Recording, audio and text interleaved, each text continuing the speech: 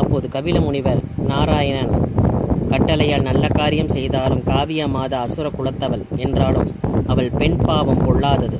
அதனால்தான் உன்னால் நாராயணன் கையில் மீண்டும் அமர முடியவில்லை.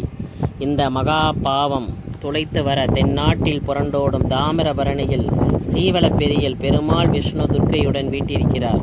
நதியில் நீராடி சீர்வளர் பெருமாளின் திருப்பாதங்களையும் துர்க்கையையும் தொழுது நில் பாவங்கள் தாமிரபரணியில் கரைந்தோடும் என்று சொல்லி கபிலர் ஆசி கூறினார். சுழித்தோடும் தாமிரபரணியில் சக்கரம் ஒழுகி எழுந்தது. பெருமாளையும் துர்க்கையையும் தொழுது மோன நிலையில் ஆழ்ந்தது. சட்டென்று வானில் அசரீரி ஒலித்தது. சுதர்சன சக்கரமே, உமது பாவம் அழிந்தது. மேலும் நலம்பெற இந்த இடத்தில் அஸ்வமேத யாகம் நடத்தும் என்றது. சிவனும் உமையும் ரிஷி பாருடராக வாகனமேறி தரிசனம் தந்தனர்.